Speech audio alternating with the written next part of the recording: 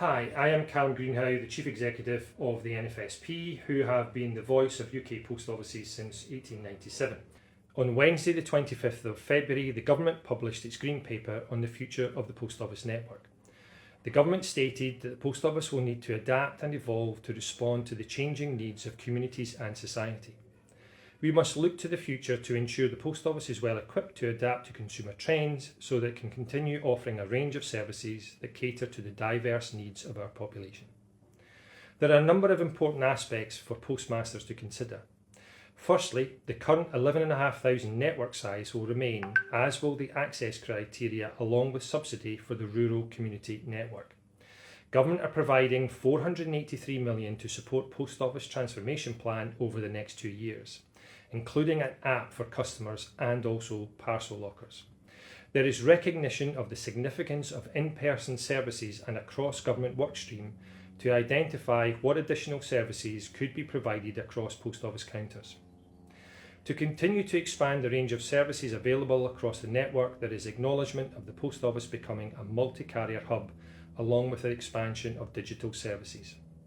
Crucially, the Government recognises that after the failings due to the Horizon scandal, that there is a requirement for the culture within the Post Office to significantly change and hold Post Office to account in terms of the recommendations that flow from the Horizon inquiry.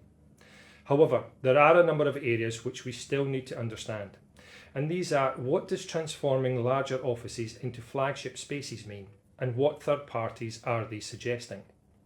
There is concern around the statement that going forward only 50% of post offices require to be full-time, full-service outlets. This comes on the back of Post Office's recent announcement on proximity, and we cannot have a situation where postmasters could be starved out of business. Despite recognising that there is a need for cultural change, there is very little that has been said on governance of the business that caused so much harm to so many people. Postmasters question whether it is right that the business that caused so much harm is the very organisation that will determine how the relationship between itself and postmasters will be determined. An area that the NFSP promoted on behalf of postmasters was in relation to business rates, and sadly there is no inclusion of any thoughts on this cost that is borne by postmasters. This is despite postmasters being declared as providing essential services during the COVID pandemic. Whilst Government will formally write to the Post Office to implement the new policy objectives, along with expecting the business to embed these objectives within the organisation and all of its strategies, yet again there is a notion that the needs of postmasters are secondary to the corporate plans of Post Office.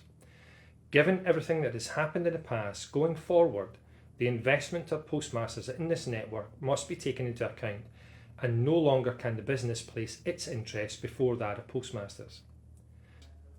As the voice of UK post offices for nearly 130 years, the NFSP continues to place the interests of postmasters at the heart of everything we do.